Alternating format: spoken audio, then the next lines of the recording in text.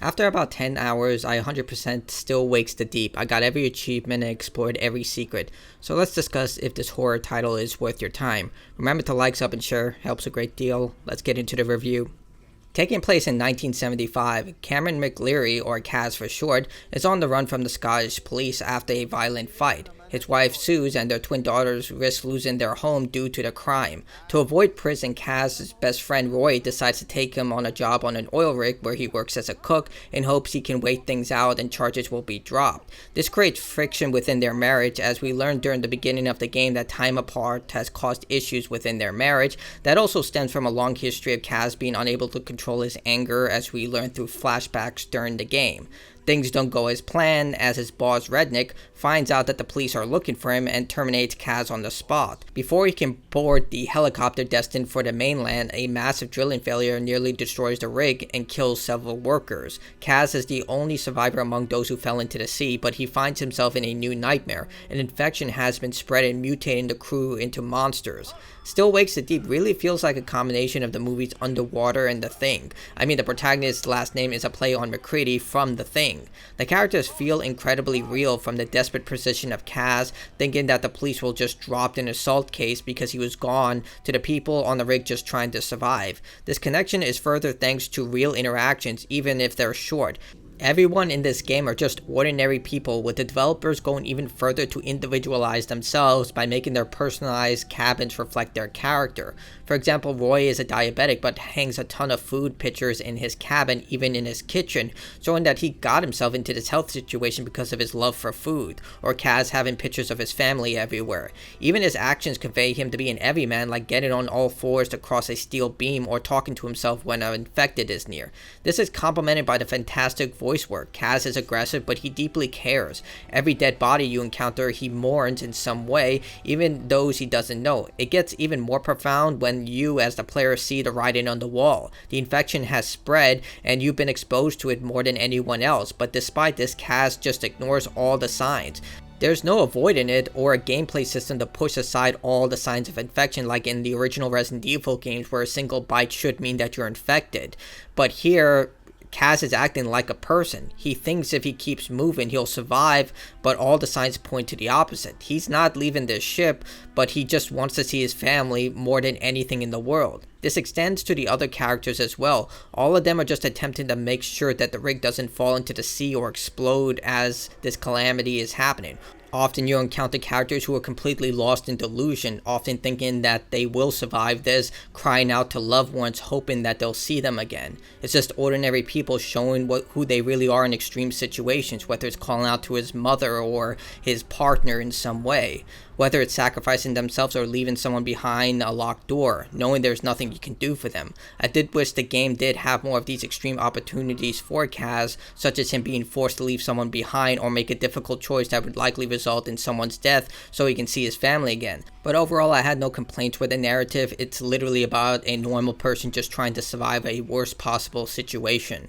Still Wakes the Deep's gameplay is more about exploration and sneak-in. You have no way to defend yourself, and the only enemies you'll encounter is the infected. None of the human enemies will attack you, considering that they all know each other. A large portion of the game has you simply walking from one location to the next, sometimes avoiding an infected and solving basic puzzles involving closing valves or pressing switches.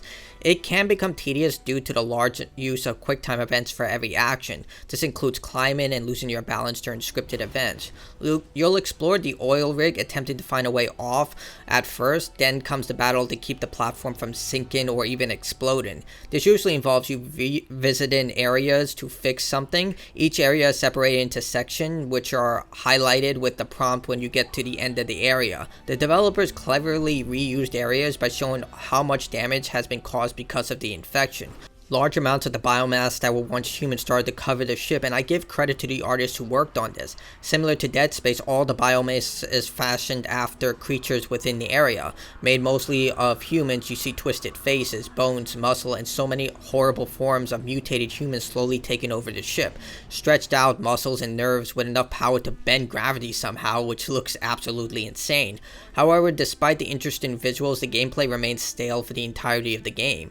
The only form of defense choice you have is sprinting, which is incredibly slow, or throwing objects to distract enemies. For some reason on the controller, dropping an item is linked to crouching, but you can bound different buttons to different prompts, so it's not that big of an issue, but it does become problems if you just use the default option. If caught, it's an instant kill, but there's no death animation that plays out, just an animation featuring microorganisms playing out in the animation. Sneaking is slow and basic. That's really it. There's nothing to it. You can lean and look at enemies from afar, but there's really nothing to put out there when it comes to the sneaking elements. Platforming is much of the same and functions well enough. The player is able to turn off or on the assistance, which highlights yellow markers to show where to go in the way of colored pipes and other things. Yellow paint also is shown. Occasionally you'll need an outside tool like a fire extinguisher to remove fires, but mostly Kaz carries everything he'll need in order to deal with the situation. He gets a flashlight, a screwdriver to open vents, and so on. The game relies heavily on chase sequence during hostile encounters, which aren't bad, but they also feel overdone, with the final chase being a letdown. Given how much the guy who you encounter has been hunting you, it just feels very anticlimactic, and it seems they just reached their point with the budget. It also can feel like overly done with the fetch quest where you have to go from point A to point B and revisit old areas. I get that this is a limited space with the mining rig, but I kind of wish they had a little more diversity when it came to the environmental settings or went to extreme elements with the infection, such as showing it bursting through the wall during very dynamic situations. Maybe that was just too much and they didn't really want to show that. They wanted to show more of a slow infection. Not really sure, but I really wish there was a little more dynamic situations when it came to the actual infection moving through the environment.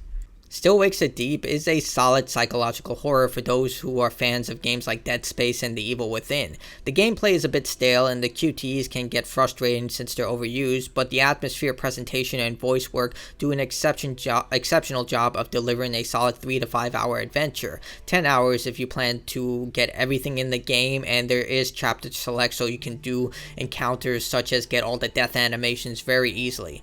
It's also very expensive for $35, but considering how excellent the visuals look, I can understand why it's so pricey, as Soma is also the same price. It's a definite must play if you have the funds and love horror games like Silent Hill, for example. And if you have Game Pass, it's available through that as well, which I highly recommend if you do have Game Pass to give it a shot.